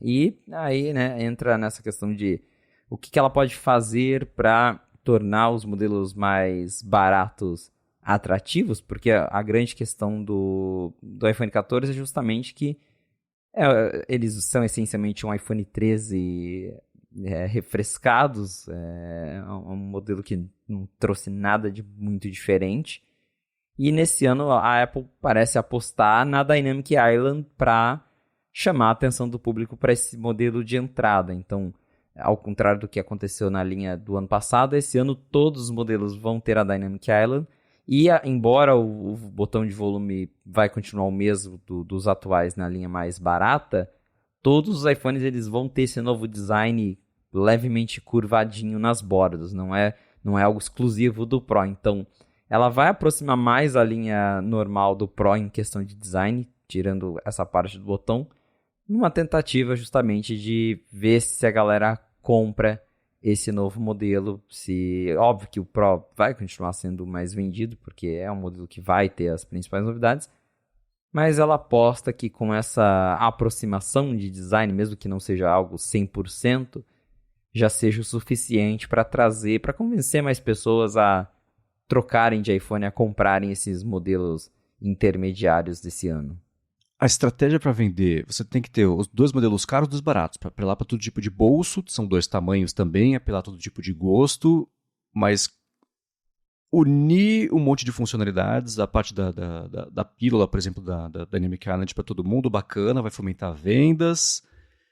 A gente corre o risco de esbarrar um pouquinho no problema do iPad, né, de você ter os aparelhos... Eu estou contradizendo o que eu acabei de falar do botão de volume, mas ainda assim é um problema, né? Aparelhos muito parecidos e você não sabe exatamente para qual que vai apelar cada um, a não ser que a história seja, tudo bem, se você não tem grana para comprar o Pro, você compra o Plus, vai aparecer o Pro, todo mundo vai achar que é o Pro e beleza, mas isso apela para um tipo de público, né? Eu, por exemplo, não é uma coisa que, né, eu compro para mim, não para os outros, então não apelaria para mim.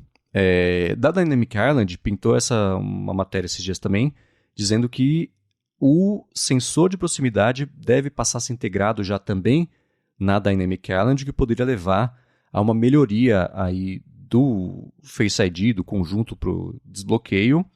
Faz sentido se a gente for pensar, por exemplo, sobre as bordas mesmo ali do iPhone, a parte do display, elas serem ainda mais finas do que existe hoje em dia. Hoje você tem, por exemplo, a caixinha de som ali quase já a grelha da caixinha de som ali em cima, já colada bem na borda do aparelho. Então, eles estão tendo que fazer milagre ali para conseguir fazer caber tudo onde precisa e ainda assim melhorar a tecnologia.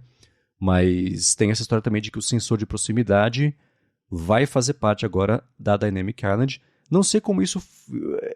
porque o sensor de proximidade ele só funciona quando está muito próximo, certo? É quase um contato e não um mapeamento de distância por um LiDAR, uma projeção de pontos, como acontece lá com o sensor mesmo do Face ID. Então, fico curioso para saber na prática, na parte de engenharia mesmo, como é que ele melhora o Face ID estando nesse lugar novo versus meio centímetro numa outra direção ali em relação de ele estar hoje. Na prática, não sei se vai mudar tanta coisa assim, mas a Apple segue otimizando o que dá para talvez até no futuro diminuir ainda mais a área do buraco, porque tem isso de que a Dynamic Island tá ali porque ela tá escondendo um monte de sensores embaixo, e por mais que talvez no futuro ela continue ali por se tornar uma parte do iPhone, uma área útil do iPhone que você pode ter várias interações, no futuro a Apple tem a possibilidade de diminuir esse buraco com o avanço da tecnologia, deixar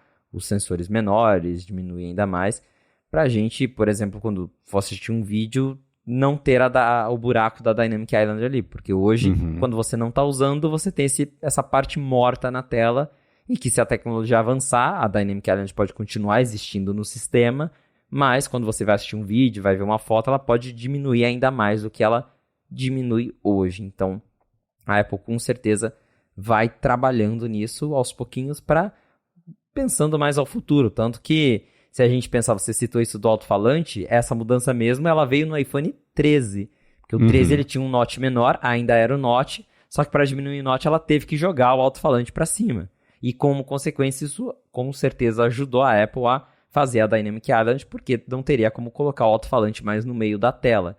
Então a Apple ela vai adaptando as coisas aos pouquinhos, já pensando lá no futuro que provavelmente a gente vai ter versões mais compactas da Dynamic Island, mas na linha 15 acho que a gente ainda não vai ver nenhuma mudança assim na prática para o usuário do que vai representar essa diferença aí no sensor, do sensor ser integrado e de um sensor mais compacto.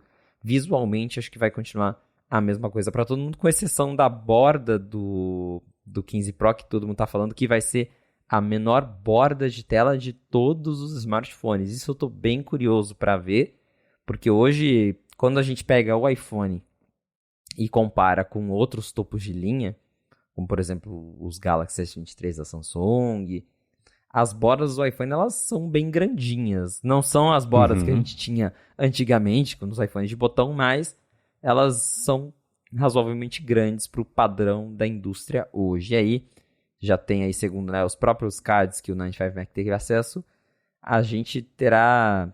A Apple, no caso, vai colocar um painel novo, um vidro novo com bordas bem reduzidas nos modelos Pro para aumentar ali o aproveitamento de tela. Então, acho que em questão de design frontal, essa que vai ser a mudança mais perceptível para o usuário. As bordas mais fininhas e que no futuro, daí, ela, com esse sensor mais compacto, ela deve aproveitar mais tela, diminuindo o tamanho da Dynamic Island ou alguma coisa assim. Mas a gente fica curioso para ver se, como esse sensor ele é usado para o Face ID, se na prática vão ter melhorias. É até interessante isso, porque esses tempos eu estava brincando com o meu iPhone X, que foi o primeiro que ganhou o Face ID, e é muito nítido, é algo que eu só percebi voltando no tempo, entre aspas, pegando o iPhone X, é muito nítido como que o Face ID melhorou muito nos anos.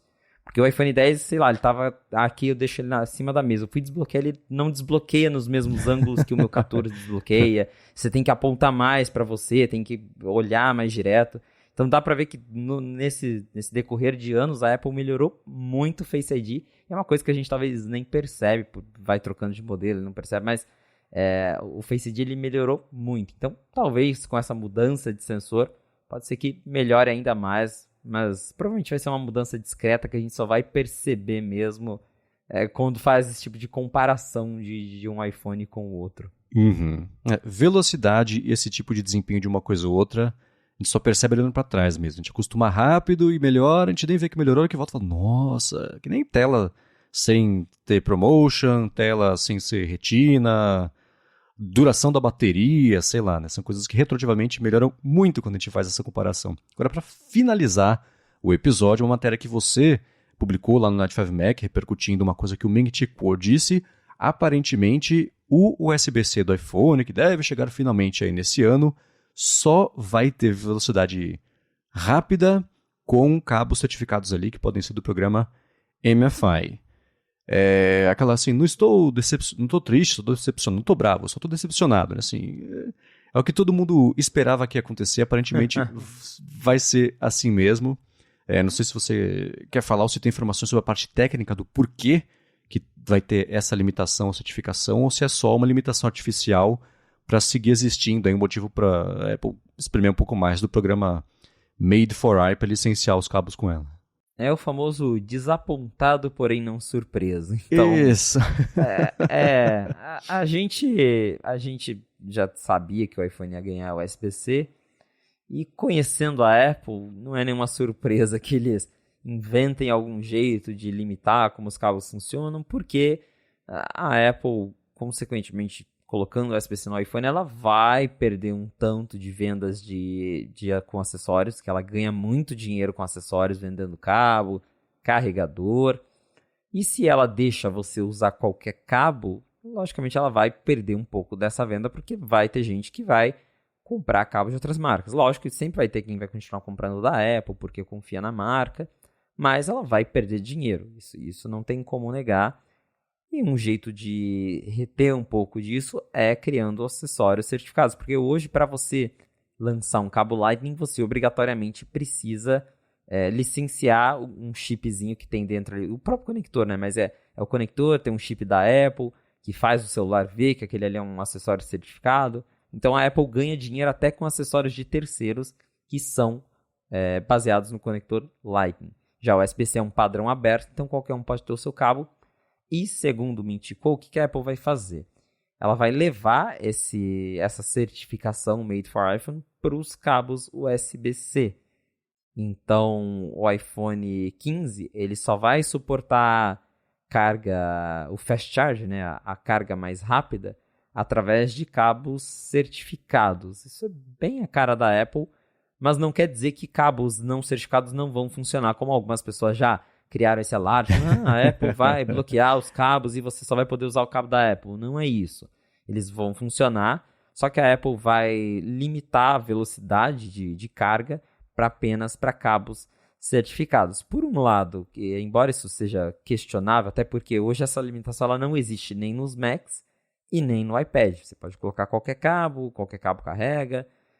Por outro lado, faz um pouco de sentido, porque o USB-C é uma bagunça. Para quem acompanha mesmo o USB-C, sabe que ele não é tão padrão assim. Tem 500 padrões de USB-C, embora a única coisa em comum entre eles é o conector. Mas o jeito que ele funciona, a tecnologia, porque tem o USB-C 2.0, USB-C 3.0, 3. sei lá o que, USB-C Power Delivery, que aí carrega mais rápido, é uma bagunça de padrões. Então, talvez a Apple, com essa ideia que, claro, ela quer dinheiro, então ela vai vender a certificação dela, mas talvez isso seja útil justamente para regular o mercado USB-C e criar um padrão de verdade entre eles, para falar, o cabo que a gente recomenda tem que ter isso, tem que ter essa especificação, tem que carregar nessa velocidade, e aí você tendo um cabo com o selo da Apple, você sabe que aquele cabo tem tudo isso, porque hoje acontece muito a pessoa compra, o leigo principalmente, compra um cabo USB-C e não faz ideia se é USB-C 2, 3, Power Delivery, sei lá mais o que. Então, pode ser que essa certificação da Apple, embora a empresa esteja fazendo isso para arrecadar dinheiro que ela vai perder com a venda de acessórios Lightning, acabe ajudando a indústria a finalmente padronizar o USB-C de verdade. E outra coisa que o Mintico comentou é que a Apple já está esperando vender mais adaptadores de tomada com essa mudança do carregador, porque o que acontece hoje é, muita gente comprou iPhone novo nos últimos anos, só que aí o iPhone vem sem a tomadinha na caixa, vem só com cabo USB-C, aí a pessoa fala, o meu antigão aqui, 5 watts com USB normal e Lightning está funcionando, vou continuar usando ele. Só que agora, como vai mudar a entrada do iPhone, toda essa galera que continua usando o carregador antigo vai ter que comprar um novo. E aí o Mintico falou que a Apple deve aumentar as vendas de carregador, que ela já está se preparando para isso. Ela já está aumentando os pedidos aí em 120% do adaptador de tomada USB-C de 20 watts, porque ela já está imaginando que muita gente vai ter que trocar de carregador. E aí, né, aquele argumento de meio ambiente, preocupação, vai pro ralo. Uhum. Ela passou em colocar o Lightning USB-C na caixa? Quando que foi? Começou com o iPhone 11 Pro. Tá. E aí depois no 12 né? Forçou na linha inteira. Uhum. Então não existe bom, tem um jeito, né? Dar o cabo e o carregador, tudo de graça, etc. Poderia ser isso, mas dentro do ponto de vista de faturamento, ela fez do jeito mais faseado possível. Aí, ok, claro que ia ser bom ganhar, né? Afinal, não gasta dinheiro. Mas ainda assim, tá, você já consegue ver qual que vai ser a briga aí. Você comentou sobre a nomenclatura do USB-C. Eu acho que eles conseguem ser a coisa mais confusa do mercado de tecnologia. Cada vez que lança uma versão nova, eles renomeiam as antigas também. É uma zona. Tinha o 3.0, que virou 3.1 quando saiu o 3.1. Só que aí o 3.1 já era a segunda geração. E o 3.0 foi 3.1, primeira geração. Aí saiu o 3.2... Os outros dois viraram 3.2 também. Primeira geração, segunda geração e segunda geração X2, vezes 2, 2 por 2, sei lá. Aí saiu o 4.0, que eu acho que ajudou aí a fazer uma limpa nessa nomenclatura e na linha. E aí tem alguns que são só USB-A, tem USB-A, USB-C. É uma zona absoluta e completa. Aí tem o Thunderbolt que parece... que iPad. Mas eles conseguem ser mais confusos que iPad. Então é muito louco. Vamos ver se finalmente aí, com o mercado todo apontando para isso, etc., eles conseguem fazer uma limpa, porque é uma confusão. E eu ia falar, joga Thunderbolt no meio, pronto, danou-se completamente. Você não sabe o que é dado, o que é energia, que cada um faz o quê. Confusão. Enfim, vamos ver aí. Mas tá, quem quiser ter o suporte ao carregamento de a carga rápida, vai ter que desembolsar um pouquinho a mais. Para encontrar os links do que a gente comentou aqui ao longo do episódio, vai em gigahertz.fm/afonte/40, que bacana, número redondo, adoro número redondo, 40, ou dá mais piada aqui nas notas do episódio. Como sempre, obrigado a ExpressVPN e Text Expander pelo patrocínio, a vocês que escutam, que avaliam, principalmente quem recomenda o podcast para mais gente ainda poder saber que ele existe e ver se um noticiário toda segunda sobre as coisas da Apple vale a pena entrar aqui no rodízio de podcast de todo mundo. Obrigado a quem está chegando por aqui nas últimas semanas. Espero que vocês curtam e fiquem por aqui. E obrigado, claro, a você, Felipe, por mais uma semana e esclarecer aí o que está rolando ou não lá no mundo da Apple, Cupertino. Valeu, Marcos, e obrigado, audiência, por ter ficado com a gente até o final de mais um episódio do A Fonte. Se você quiser me encontrar nas redes sociais pra gente bater um papo, é só me procurar no @FelipeEsposi.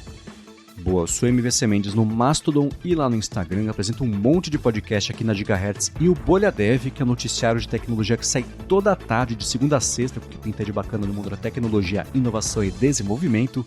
E escrevo também para o ifeed.pt. Muito obrigado mais uma vez pela audiência de vocês. A gente volta na segunda que vem. Um abraço e até a próxima.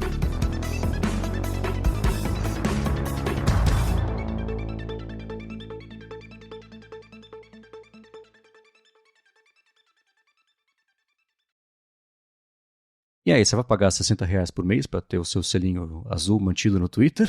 Ou vai desistir da ideia? Acho que eu não pagaria nem R$10 pra ter selo. Não, que besteira isso. Não, e o pior é que aí eles lançaram pra empresas e sei lá, acho que $1.000 por mês, um valor absurdo. É sem noção. Uhum. Quando, é dia 1º de abril, né, que eles vão... Quer dizer, agora, essa semana, né, que eles vão tirar o selinho. Vou começar a tirar o selinho. Que piada, né? No dia 1º de abril, eles dizem que vão tirar já o selo de quem não paga. E eu vi alguém comentando, alguém que conhece lá o Twitter, falou, gente, eles não têm estrutura pra tirar esse selo de quem é Blue, quem não é Blue. Eles vão quebrar alguma coisa. Eu tô esperando, assim, eles vão deletar a conta de alguém, vai sumir, vai cair, vai sair do ar o Twitter. Vai dar muito errado isso. Eu tô só esperando pra ver a confusão que vai ser. Mas jamais que eu pagaria isso. Até porque, assim, o Twitter Blue, ainda se ele tivesse, né, recursos muito legais, mas pelo que eu sei de quem testou, não vale a pena assinar. Ele não traz nada de tão vantajoso pra custar R$60 por mês. Então, boa sorte pra quem tá pagando. Eu tô fora. Tem duas coisas que entram aí. O botão de editar, que ok, todo mundo sempre queria, a brincadeira era assim, eu pagaria pra ter o botão de editar. Paga. Não quero.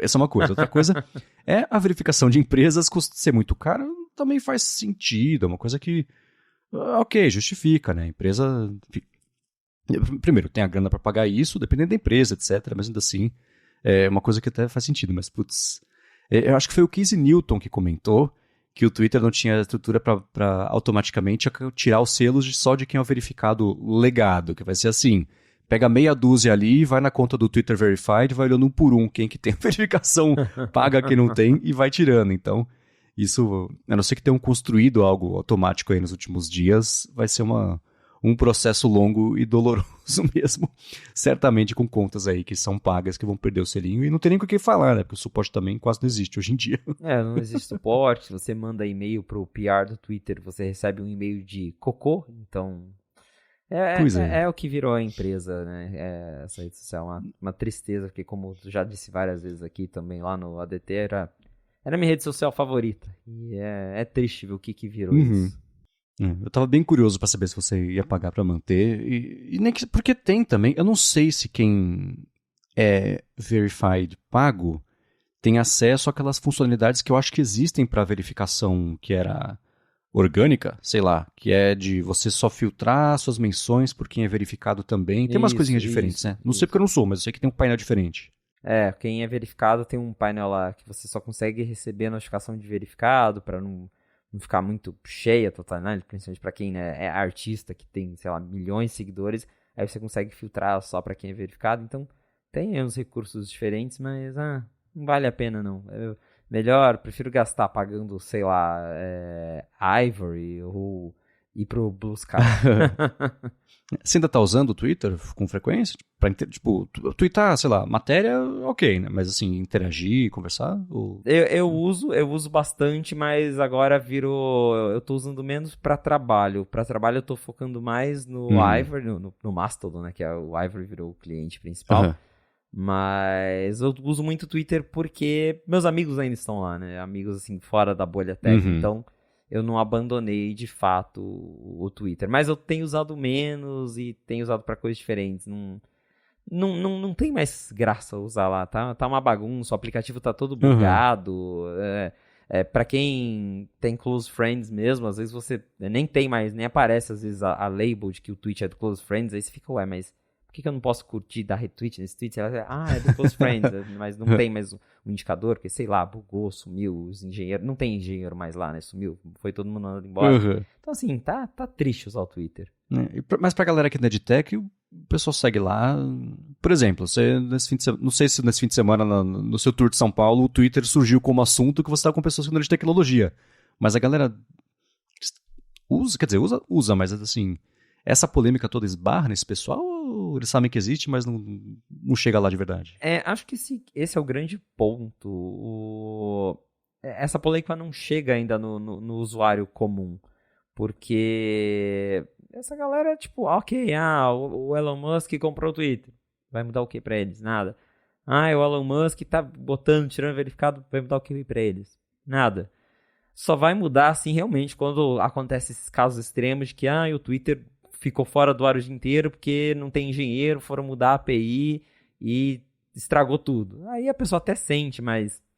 Sabe, é uma coisa que a pessoa não vai se aprofundar e falar, nossa, o Twitter já não é mesmo, e não sei o quê.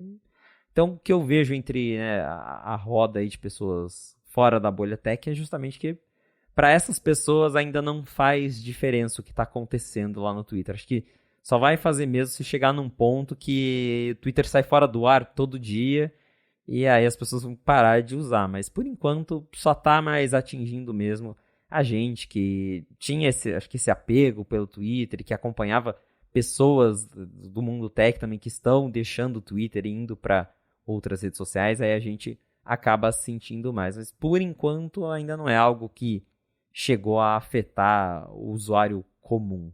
Daqui uns 6 meses a gente vê. Daqui uns 6 meses a gente vê.